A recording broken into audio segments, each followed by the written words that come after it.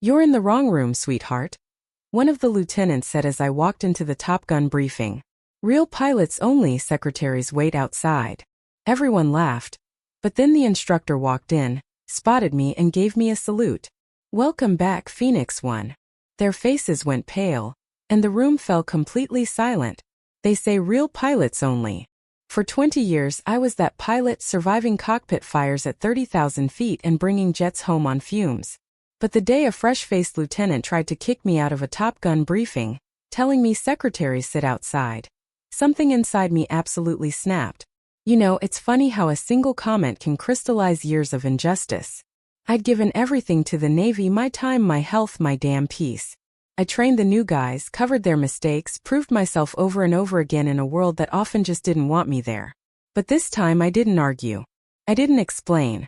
I just stood there, tablet in one hand, coffee in the other, and waited. Waited for the perfect, devastating moment. It was a Tuesday just after lunch, the kind of scorching Nevada sun that bakes the tarmac white. I walked into briefing room 7, totally new uniform, no name tape yet. Carrying my coffee, black and strong, the kind you learn to drink after years at sea. The room was half full, mostly young guys, all confidence and swagger. Flight suits unzipped, gesturing wildly, tracing imaginary maneuvers. I recognized the type immediately. I'd flown with versions of them for 15 years. I found a seat in the back, sat down, opened my tablet. Someone behind me muttered something, followed by low, quick laughter. A younger me would have turned around, would have needed to know what they were saying, felt compelled to defend myself, to prove something. But I'd learned. The best response to men who underestimate you? Let them keep doing it. Let them dig their own hole. The briefing was set for 14:30. At 14:28, this lieutenant, dark hair, wire-rimmed glasses, walked past my row, stopped, and then backtracked. He had his helmet bag slung over his shoulder, a call sign patch on his flight suit that I couldn't quite make out. He looked at me, then at the room number on the wall, then back at me. "You're in the wrong room, sweetheart," he said like he was correcting a lost child. "Real pilots only. Secretaries sit outside." The conversations around us died. Heads turned. I looked up at him, letting a beat of silence stretch out, long enough to feel heavy.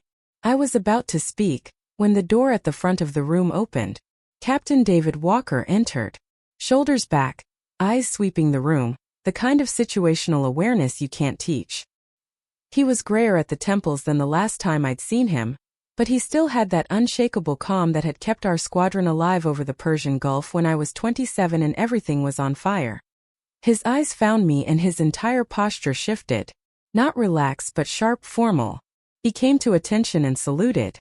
"Good to have you back, Phoenix One," he said, his voice cutting across the room like a blade. The silence that followed had weight. I returned his salute, crisp and deliberate, exactly how he'd taught me a decade ago when I was a nugget pilot who didn't know how to land on a carrier deck in a crosswind. Every man in that room was still. The lieutenant who'd called me sweetheart had backed up 2 steps, his face cycling through confusion, then recognition, then something close to raw panic. "Good to be back, sir," I said. Captain Walker moved to the front, setting his briefing materials on the podium.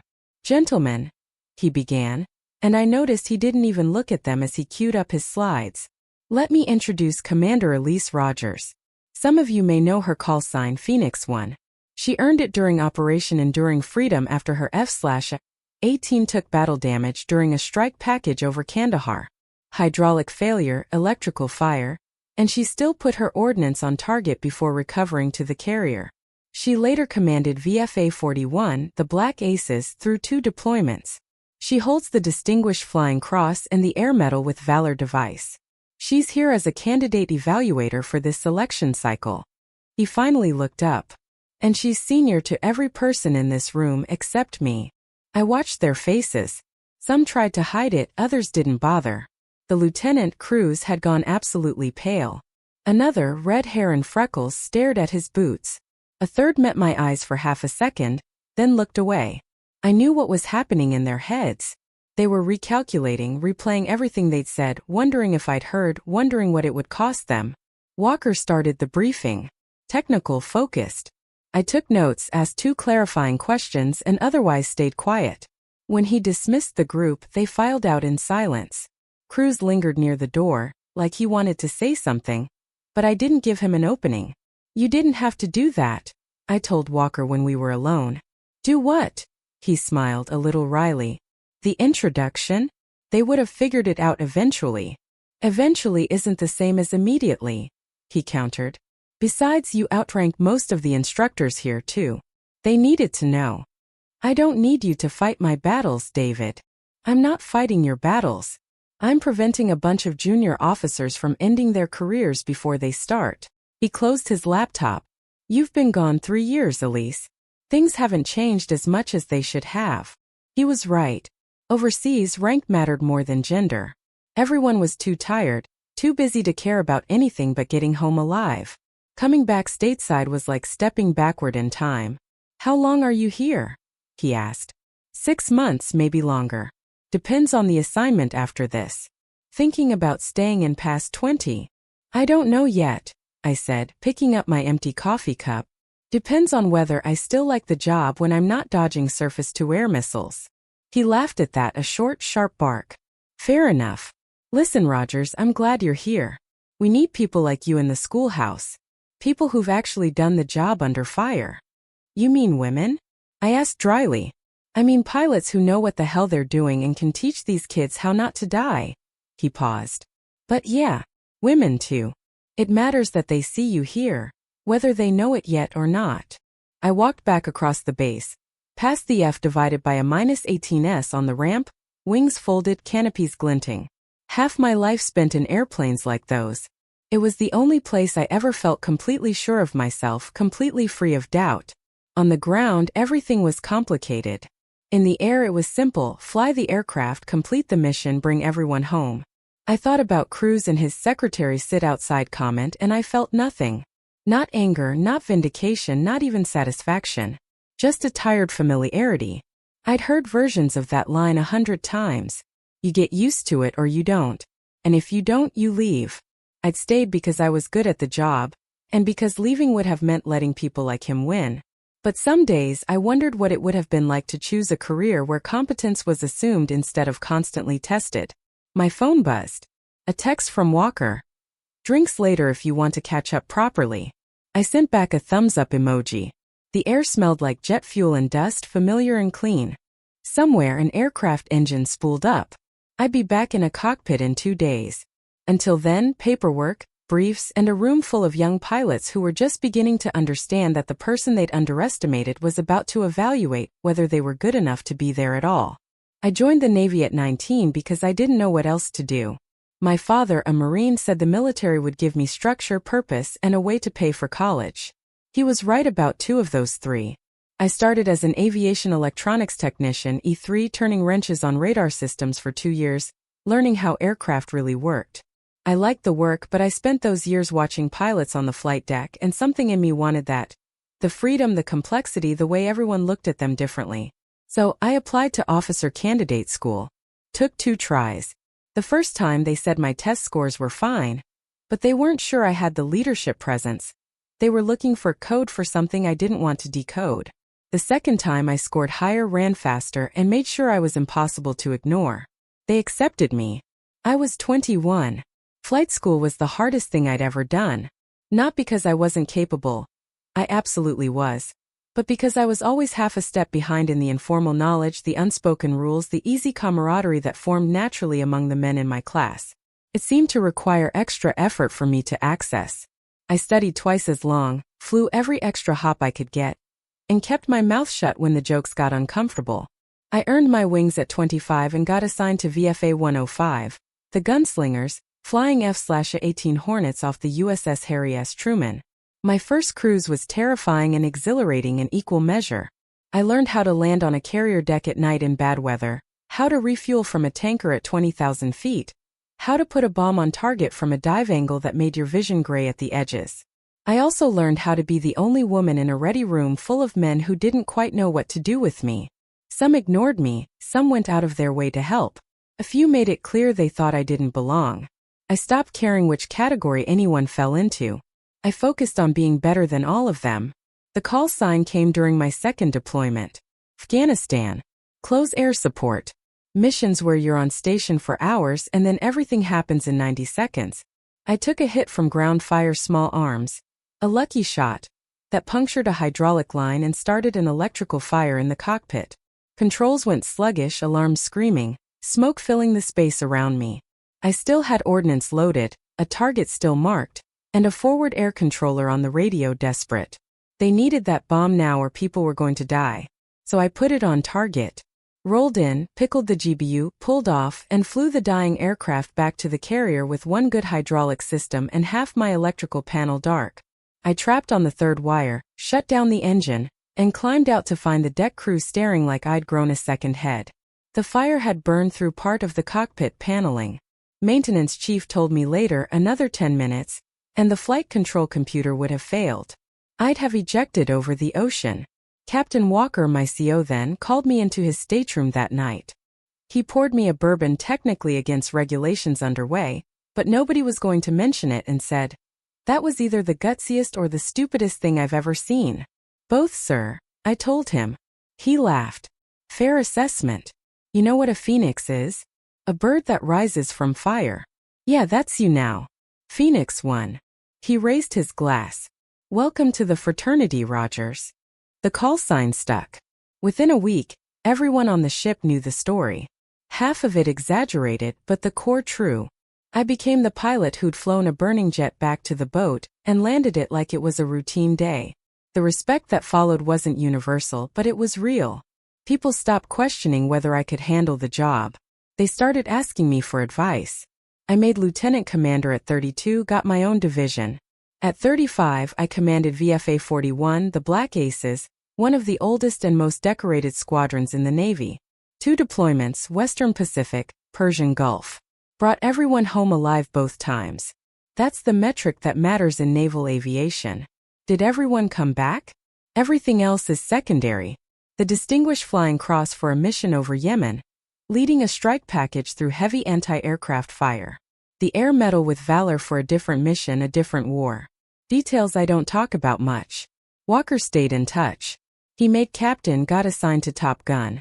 When my command tour ended, he called and asked if I wanted to come to Fallon, teach the next generation. I said yes. I trusted him. I was tired of deploying. And a part of me wanted to see if I could still do the job without the adrenaline. I arrived at Naval Air Station Fallon in late September. It felt different from a carrier, more permanent, less transient. But the flight line smelled the same, sounded the same. I flew 3 hops that week, each one sharper than the last. My hands remembered the controls like muscle memory that had never faded. It was during that briefing in Room 7 that I realized how much the job had changed and how much it hadn't. The young pilots weren't worse than the ones I'd flown with 15 years ago. They were just the same. Confident, skilled, and in some cases blind to their own assumptions. I didn't blame Cruz for what he'd said. He didn't know who I was. But I also didn't excuse it. Ignorance isn't innocence. At some point, you're responsible for what you don't know. That night, Walker and I met for drinks at a quiet bar off base. We talked about old squadron mates, the ones who'd stayed, the ones who'd gotten out, the ones who hadn't made it home. He told me about his daughters, both in college now. I told him about my mother, who'd remarried, moved to Arizona, and sent me pictures of sunsets, always asking when I was going to settle down. "You ever think about getting out?" Walker asked. "Every day," I said. "And then I go flying, and I forget why I wanted to leave. That's the trap, isn't it?"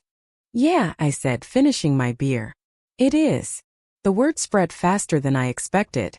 By the next morning, everyone on base seemed to know who I was. I walked into the operations building at 0700, and the senior chief at the desk stood up, greeting me by rank and name. In the hallway, junior officers stepped aside. At the flight line, Chief Marcus Hale, broad-shouldered and gray-haired, saluted. "Honored to have you flying my bird, ma'am." I stopped surprised. "You know who I am?" "Everyone knows who you are, Commander Phoenix 1. He grinned. "We read about you in the maintenance logs from Truman. That fire you brought back? We used that as a case study for damage assessment training." I didn't know what to say. "Let's make sure this one doesn't catch fire," I offered. "Roger that, ma'am." The pilots were harder to read. Some avoided me entirely. Others made a point of introducing themselves, shaking my hand, welcoming me with a formality that felt almost defensive. A few, mostly the older instructors, treated me exactly the way they treated everyone else, which was the only reaction I actually wanted. Cruz didn't approach me for 3 days. On the 4th, I saw him in the hangar, inspecting his aircraft. I was walking past with my helmet bag, heading to my own jet, and he froze. For a second, I thought he'd pretend he hadn't seen me. Then he set down his checklist and walked over. "Commander Rogers," he said, voice steady, though I could see the tension in his shoulders. "I owe you an apology." I stopped. "Go ahead." What I said in the briefing room was out of line. "I didn't know who you were, but that's not an excuse. I made an assumption based on." He hesitated, choosing his words carefully. "Based on things that had nothing to do with your qualifications or your presence there. It was disrespectful and unprofessional." "I'm sorry." I studied him. He met my eyes, didn't look away. That counted for something. "Apology accepted," I said. "But understand this, Lieutenant. The problem wasn't that you didn't know who I was. The problem was that you assumed someone didn't belong based on how they looked. That's the part you need to fix." "Yes, ma'am." "Are you a good pilot?" The question seemed to catch him off guard. Yes, ma'am. I think so." "Then prove it in the air." "That's where it matters." I walked away before he could respond. I didn't need his gratitude or further apologies. I needed him to be better. Words weren't going to accomplish that. Only performance would. The simulator hop was that Friday. Basic tactical intercept. 2 fighters against 4 adversaries, low altitude, compressed timeline. I volunteered to lead. Cruz was assigned as my wingman. I didn't ask if it was intentional. I didn't care. In the simulator, he was slower than I expected. Not incompetent, his hands knew the aircraft, his radar work was solid, but he was thinking too much. Second-guessing his instincts, trying to fly perfectly instead of effectively. I called the initial merge, directed him to take the trailing bandit. He acknowledged, maneuvered, but hesitated on the trigger. By the time he fired, his target had defensive advantages. He ended up in a protracted engagement, burning fuel and time. I took my target, switched to support him, and ended up killing his bandit for him because he'd lost the initiative. We reset, ran it again. Same result. 3rd time I let him fail completely. Didn't bail him out, just watched his simulated aircraft get shot down while I handled the other 3 bandits alone. When we debriefed, my voice was level and factual. "You're overthinking," I said. "You've got the skills, but you're not trusting them. You're flying like you're afraid to make a mistake." "I am afraid to make a mistake," he admitted. "Especially now, especially with you." "Why?" He looked uncomfortable. Because of who you are, your reputation. I don't want to look incompetent." "Then stop trying not to look incompetent and start trying to be good." I leaned back in my chair. "There's a difference. When you're in a merge, you don't have time to think about how you look. You have time to decide, execute, and adapt. That's it. Everything else is noise. How do you turn off the noise?" "You don't." I stood up. "You just get louder than it is. We're flying again on Monday. Same scenario. This time I want you to make decisions fast and live with the consequences. I'd rather see you fail decisively than succeed hesitantly." He nodded slowly. "Yes, ma'am." On Monday he was better. Not perfect. He still hesitated once, still second-guessed a targeting call, but he was faster, sharper, more aggressive. When I directed him to engage, he committed fully, drove his bandit defensive, and killed him clean. We won the scenario with fuel to spare. In the debrief, I told him he'd done well, pointed out 2 mistakes, and moved on. He looked relieved, like he'd been holding his breath for 3 days. After that, something shifted. Not just with Cruz, but with the other pilots. They started asking me questions. Technical ones, tactical ones. In the ready room, they stopped going quiet when I walked in. On the flight line, they treated me like what I was. An experienced pilot who'd done the job and lived to teach it. I didn't soften my feedback. I didn't lower my standards. When someone flew poorly, I told them. When someone made a dangerous decision, I explained why it would get them killed in combat. But I also recognized good work, and I made a point of telling them when they'd done something right. Respect in aviation is earned through consistency, competence, and fairness. You can't fake any of those. You can't demand them. You just have to be worth following. By the end of the second month, Cruz had improved significantly. In a brief after one particularly challenging sortie, he stayed behind. "Commander," he said, "I wanted to thank you for not giving up on me after the way I started. I didn't do you any favors, Lieutenant. You did the work. Still, it means something." He hesitated. "Can I ask you something? How do you deal with it? The people who don't take you seriously? The ones who assume you're not as good because you're different?" I thought about that for a moment. "I don't deal with them," I said. "I outlast them. I outfly them. And eventually they either figure it out or they wash out. Either way, it's not my problem to solve. It's theirs." He nodded, processing that. "That sounds lonely." "It is," I said. "But being good at something difficult is always lonely. That's not unique to me." I picked up my notes. "Cruz, you asked how I deal with people who underestimate me. Here's the real answer. I stopped caring what they think and started caring whether I'm right. When you're in the cockpit, nobody's opinion matters except yours and your wingman's. Everything else is just static. Learn to tune it out." "Yes, ma'am," he said quietly. I left him there. I didn't need his gratitude. I needed him to be better. 3 months into my assignment at Fallon, I started to feel something I hadn't felt in years. A sense of normalcy. Not comfort exactly. This job was never comfortable, but a rhythm, a pattern to the days that made sense. Briefs at 0800, simulator hops, flight ops, debriefs. I ate dinner at the O Club or cooked simple meals in my temporary quarters. I called my mother once a week, listened to her talk about her book club and garden. I exchanged emails with old squadron mates. Walker and I fell into a routine of coffee on Friday mornings. We'd sit in his office, door closed, talking through the week's challenges. He valued my input in a way that felt genuine, not performative. When I disagreed with him, he listened. When I was wrong, he explained why without condescension. It reminded me why I'd always respected him. One Friday, he asked me how I was really doing. Not professionally. Personally. "I'm fine," I said automatically. "That's not what I asked." I set my coffee down, looked out the window at the flight line. "I don't know how to answer that anymore, David. I've been doing this job for 15 years. I don't know who I am when I'm not doing it. That's not uncommon." "I know, but it feels like it should be." I turned back to him. "I see these young pilots, Cruz and the others, and they have lives outside the squadron. Relationships, hobbies, plans for after they get out. I don't have any of that. I have this job, and a handful of people I used to deploy with who I barely talk to anymore." "Do you regret it?" "No. But I wonder sometimes what it cost me." He was quiet. "You know what the hardest part of this job is? It's not the flying. It's not the danger. It's the fact that you give everything to it, and at the end it just moves on without you. You retire or you transfer, and a week later someone else is sitting in your seat, and the squadron keeps going like you were never there. That's bleak. It's honest." He leaned back. "But here's the other side of it. The pilots you train, the ones you teach how to survive, they carry you with them. Maybe they don't remember your name in 20 years, but they remember what you taught them. And if that saves their life or their wingman's life, then it mattered. You mattered." I didn't have a response. It felt true and inadequate at the same time. Like most truths about military service, Lieutenant Erin Moore was the only other woman in the training cycle. Quiet, competent.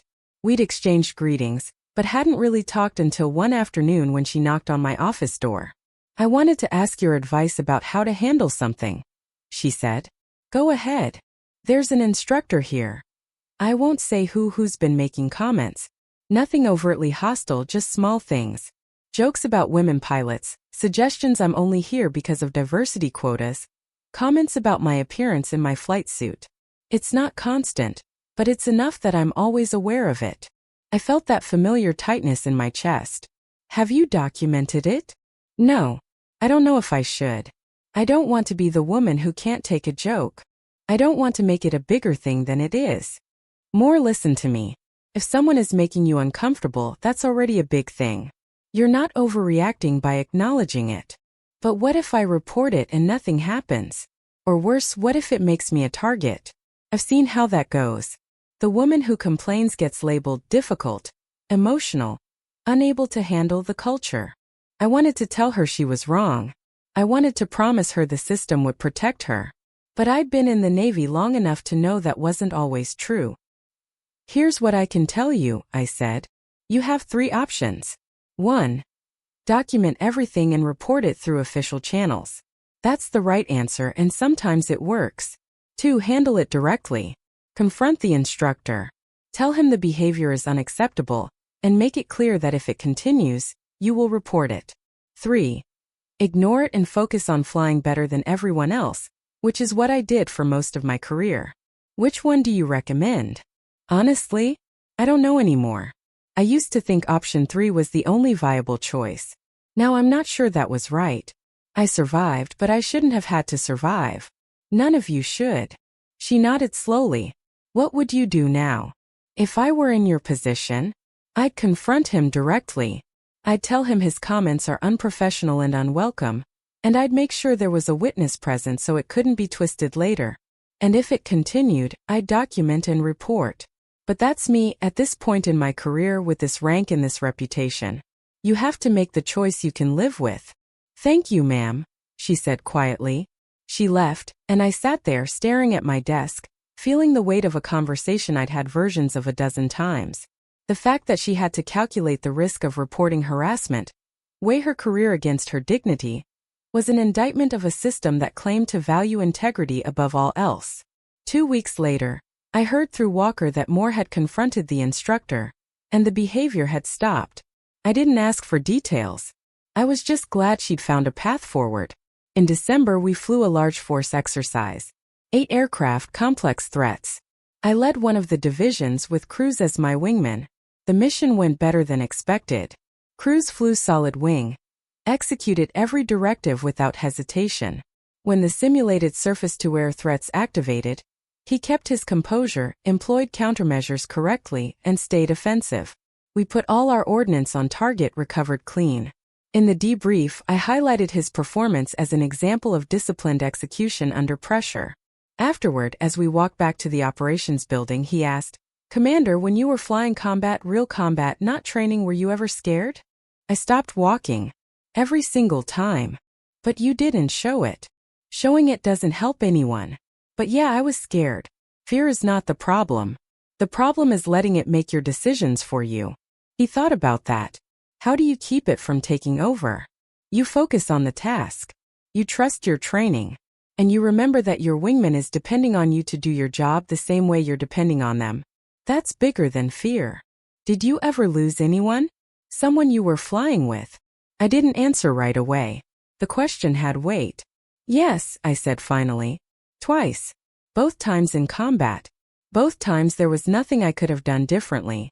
That doesn't make it easier, but it's the truth. Do you still think about them? Every day. We walked the rest of the way in silence. That night I sat in my quarters, pulling up old photos on my laptop. Faces I hadn't thought about in months. Some were still flying, some had gotten out, 2 were gone. I closed the laptop, sat in the dark.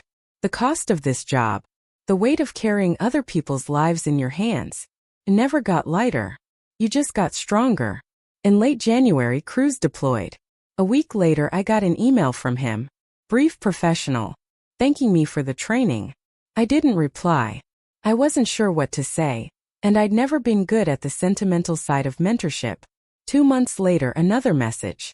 Longer, from a ship-based email. Commander Rogers, I wanted to write and tell you something that happened yesterday.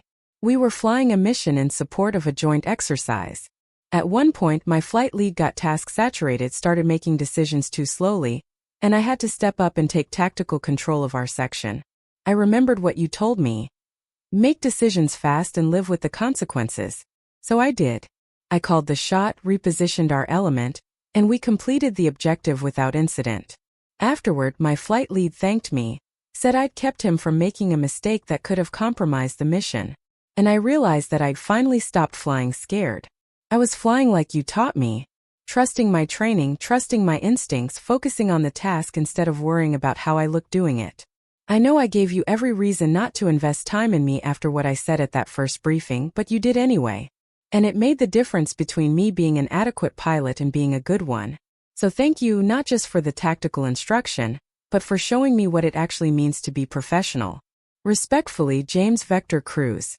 I read it 3 times, saved it in a folder, closed my laptop. I didn't reply. There wasn't anything I needed to say that he didn't already understand. He'd done the work. He'd become the pilot he was capable of being. That was the only response that mattered. In March, I received orders for my next assignment. A staff position at the Pentagon. Long hours, no flying, influence over policy that affected thousands of pilots. It signaled the Navy was taking me seriously as a senior officer, investing in me for higher leadership roles. I wasn't sure how I felt about it. Part of me wanted to stay at Fallon, keep teaching, keep flying. Part of me was ready for something different. Called my mother. She was thrilled. A desk job in Washington meant I'd be safe. Are you happy about it? She asked. I don't know yet, I told her. Ask me when I get there. I had 3 months left at Fallon. I spent them teaching, flying, mentoring the next group. Some knew who I was before they arrived. Others found out the same way Cruz had. Through a moment of surprise, recalibration, and eventual respect. It didn't matter. What mattered was whether they could fly, whether they could lead, whether they could handle the job when it stopped being theoretical and started being real. On my last day, Walker took me to lunch at the same bar. You made a difference here, Elise, he said. I know it didn't always feel like it, but you did. I just did the job. That's exactly why it mattered. You didn't make it about proving a point. You made it about being good at what you do. And that's what they needed to see. I just nodded and finished my drink. That night, I packed my car and drove off base for the last time. I stopped at the gate, looked back at the flight line. Rows of aircraft, the desert sky dark and full of stars. I'd spent half my life in planes like those. All the missions, all the people. I drove east through the night. I didn't know if I'd made the right choices over the past 15 years.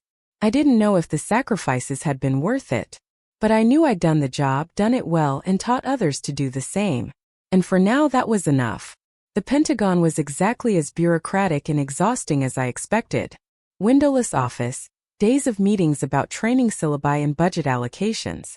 The work was important, I understood that intellectually, but it lacked the immediacy of flying, the clarity of purpose. I kept in touch with Walker. He sent me updates, asked my opinion. I appreciated the connection, but it also made me feel distant from the job I'd spent my entire adult life doing. 6 months in, I got a message from Naval personnel. They wanted to discuss my future career path, potential command opportunities, timelines for promotion to captain. I prepared for it like a check ride. The meeting was professional, direct. They asked if I was interested in Major Command, an aircraft carrier, and air wing, a significant shore installation. I said yes.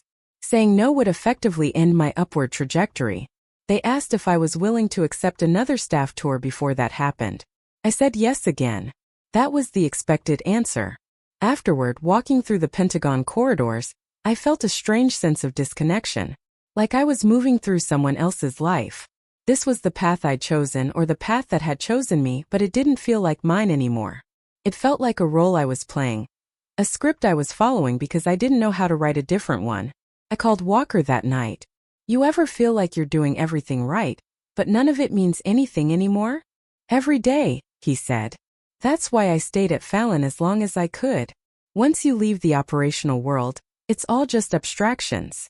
Important abstractions. But still, how do you deal with it? I remind myself that someone has to do this job, and it might as well be someone who actually understands what the fleet needs. That helps sometimes. Other times, I just drink bourbon and watch baseball. I laughed. The first genuine laugh I'd had in weeks. That's your professional advice? That's my honest advice. The professional version is, you find meaning where you can, and you trust that the work matters even when it doesn't feel like it does. That's bleak. It's the military, Elise. We don't do this job because it's easy or because it always feels meaningful. We do it because it has to be done. I sat with that after we hung up. He wasn't wrong. But I couldn't shake the feeling that I'd given so much to this career, years, relationships, parts of myself I couldn't get back. And I wasn't sure what I'd gotten in return. Rank, respect, a call sign people recognized. But also loneliness, exhaustion, and a growing sense that I'd optimized my life for a mission that might never feel complete. In November, 18 months after I'd left Fallon, I got another message.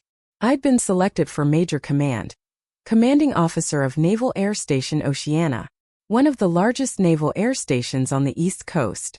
It was a significant assignment, the kind that would position me for captain and potentially flag rank. I should have been excited. This was what I'd been working toward. But when I read the message, all I felt was tired. I accepted the assignment because that's what you did. You didn't turn down Major Command unless you were ready to retire. And I wasn't ready for that yet. Or maybe I was and I just didn't know how to admit it.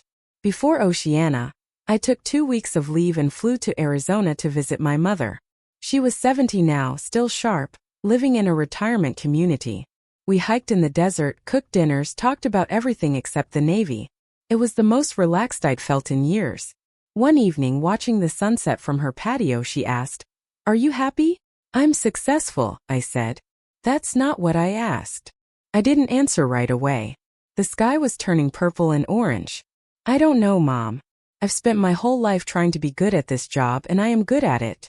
But I'm not sure that's the same thing as being happy." "Then why do you keep doing it?" "Because it's what I know. Because I've invested too much to walk away now. Because I don't know who I am if I'm not doing this." She was quiet. "Your father used to say something similar. He loved the Marines, gave them everything he had. But at the end he wished he'd spent more time with us. Wished he'd made different choices. I don't want that for you, Elise. I want you to have a life outside of all this." "I have a life." "Do you? Or do you have a career that takes up all the space where a life should be?" I didn't have an answer. We sat in silence, watching the stars come out. I thought about all the things I'd sacrifice without really choosing to: relationships, stability, the possibility of something beyond the Navy. I told myself it was worth it. But sitting there with my mother, I wasn't sure anymore. I took command of Naval Air Station Oceana in January, 2 years after I'd left Fallon. The ceremony was formal, precise. Speeches, salutes, the passing of the organizational flag. I stood before hundreds of personnel and swore to execute my duties, to lead with integrity, to uphold the standards. Afterward, people congratulated me, shook my hand. I smiled and thanked them, trying to feel something other than the crushing weight of responsibility settling onto my shoulders. The job was consuming. 12-hour days, sometimes longer. Managing operations, personnel issues, budgets, community relations. It was important, necessary work, but it was relentless. I flew occasionally, proficiency hops, but it wasn't the same. I was the CO now, always thinking about risk management, liability, appearances. The pure joy of flight had been replaced by caution and calculation. 6 months in, I got news that Captain David Walker had retired. I knew it was coming. He'd hit 30 years, told me he was done. But seeing the official message still hit me harder than I expected. He'd been a constant presence, a mentor and friend who understood this life in a way few others did. Now he was gone, transitioned to civilian life, and I was still here, grinding through the job. I emailed him. He replied a week later. He'd taken a job as a flight instructor at a civilian aviation school in Colorado, teaching people to fly small aircraft for fun. The message was brief, but I could sense the contentment in it. The relief of stepping away from bureaucracy and getting back to the simple act of flying. I was happy for him. I was also envious in a way I didn't want to examine too closely. The next email came on a Tuesday in September, almost 3 years after I'd left Fallon. Subject: Request for guest lecture, Top Gun. I opened it, curious. It was an invitation to a leadership symposium at the Naval Fighter Weapons School. "We'd be honored if you'd consider participating," it read. Captain Sarah Chin, Commanding Officer, Naval Fighter Weapons School. I stared at the email for a long time. Fallon. The place where I'd spent 6 months teaching, mentoring, rediscovering what I loved about this job. The place where I'd felt like I was making a tangible difference instead of shuffling paperwork. I accepted. I arrived at Fallon 2 days before the symposium. The base looked the same. Flat desert, rows of aircraft, mountains in the distance. I checked into the BOQ, spent the evening walking around, remembering what it had felt like to have a clear purpose every day. The next morning, I visited the operations building. Some staff recognized me, others were new. I ran into Chief Hale on the flight line. "Commander Rogers, good to see you, ma'am. Heard you're running Oceana now. Big job." "It is. You miss flying every day?" He nodded knowingly. That's the trade-off, isn't it? The higher you go, the further you get from the cockpit. Yeah, I said. It is. The symposium was in the main auditorium. About 60 pilots, current students, recent graduates, some senior instructors. I sat through the morning sessions, then it was my turn. I walked to the podium, looked out at them and felt a strange calm. This was familiar territory. Not the speaking part. That was always uncomfortable, but the audience. These were pilots. People who understood the job. I didn't have to explain myself. I'm Commander Elise Rogers, I said. Call sign Phoenix 1. Some of you might know that story. Some of you might not. Either way, I'm not here to talk about my combat record. I'm here to talk about something harder. What it means to lead when you're not sure you have anything left to give. A few people sat up straighter. I had their full attention. I've been in the Navy for 20 years, I continued. I've flown combat missions, commanded a squadron, taught at this school, and now I run an air station. And I'm going to tell you something that nobody says at these events. Most days, I'm not sure any of it was worth it. Silence. I'm not saying I regret my choices. I'm saying there's a cost to this career that nobody warns you about. You give everything to the mission. Your time, your relationships, your sense of who you are outside of this uniform. And the mission takes it gratefully, without hesitation. And at some point, you look up and realize you've optimized your entire life for something that will replace you the moment you're gone. I paused, letting that sink in. So why do we do it? Why do we keep showing up? Keep flying? Keep leading, even when it's hard and lonely and exhausting? Because someone has to. Because the mission matters even if it doesn't always feel like it does. And because the people you fly with, the people you lead, they're worth it. They're worth the sacrifice, the exhaustion, the loneliness. I looked around the room at the young faces, the older faces. When I was here 3 years ago, I taught a lieutenant who made a mistake. A bad one. He underestimated me, disrespected me, and had to learn the hard way that assumptions are dangerous. But he learned. And now he's deployed flying combat missions and he's good at it. And that matters more than the mistake he made.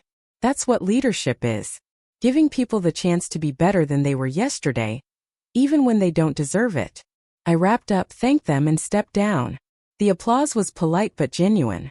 Afterward, several pilots came up to talk. One was a young woman, a lieutenant, who thanked me for being honest about the cost. It helps to know I'm not the only one who feels this way sometimes, she said. You're not, I told her. And that's okay. Feeling it doesn't mean you're failing. It just means you're human. On my last morning at Fallon, I requested a solo flight. A simple proficiency hop. Just me and F/A-18 and an hour of airspace. They approved it. Chief Hale was there running through final checks. Good luck, ma'am, he said. Thanks, Chief. I started the engines, taxied to the runway. The tower cleared me for takeoff, and I advanced the throttles. Felt the aircraft accelerate. Felt the nose lift. Felt the wheels leave the ground. And for the first time in months I felt free. I climbed to 20,000 feet, leveled off and flew lazy circles over the desert. No mission, no timeline, no pressure. Just flight. The sky was clear, visibility unlimited. For 30 minutes I didn't think about command or responsibility or the cost of this career. I just flew. When I landed I shut down the engines and sat in the cockpit for a minute. Helmet still on, hands resting on my thighs. I thought about Walker's email, his decision to retire, the contentment I'd sensed. I thought about my mother's question, "Are you happy?" And I realized I didn't have a good answer. But I also realized that maybe happiness wasn't the right metric. Maybe what mattered was whether the work had meaning, whether it made a difference, whether it was worth showing up for even on the hard days. And by that measure I was doing okay. I climbed out of the cockpit, grabbed my helmet bag, and walked back to the operations building. Tomorrow I'd fly back to Oceana, back to the job, back to the relentless grind of command. But today I'd done something I loved in a place that felt like home. And that was enough. 1 year later I stood in front of a different briefing room. Same base, same building. But this time I wasn't walking in as a student or an evaluator. The nameplate beside the door read, Commander Elise Rogers, Lead Instructor, Advanced Tactics Division, Naval Fighter Weapons School. I'd submitted my resignation from command at Oceana 6 months earlier. The conversation with the detailer had been brief. Are you sure? Yes. Where do you want to go? Fallon. There was a pause. We can make that happen. And they had. I wasn't running an air station anymore.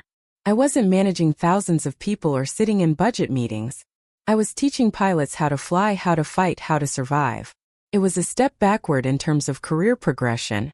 Everyone knew that taking an instructor billet after Major Command meant you were off the flag officer track. But I didn't care. I was flying 3 times a week, debriefing tactics every afternoon, and going home to a small house off base where I'd finally unpacked all my boxes and hung pictures on the walls. My mother had visited last month, spent a week hiking with me in the mountains, cooking dinners in my actual kitchen. She'd looked around my house at the furniture I'd chosen, the books on the shelves, the running shoes by the door, and said, "You look different." Different how? Lighter. Like you're not carrying something heavy anymore. She was right. I'd spent 20 years carrying the weight of proving myself, of being excellent, of never giving anyone a reason to doubt I belonged. And somewhere in the past year I'd set that weight down. Not because I'd proven anything, but because I'd stopped needing to. The door opened and the new class filed in. 22 pilots this cycle. 2 of them women. They found their seats, opened their tablets, settled into that focused quiet that preceded every brief. I recognized the energy in the room. Anticipation, confidence, the unspoken question of whether they were good enough to be here. I waited until they were all seated, then walked to the front. No introduction necessary. By now, most of them knew who I was before they arrived. Not from that first briefing 3 years ago. That story had faded into squadron lore. But from their own research, their own instructors, the reputation I'd built over 2 decades of flying. "Welcome to Advanced Tactics," I said. "I'm Commander Rogers.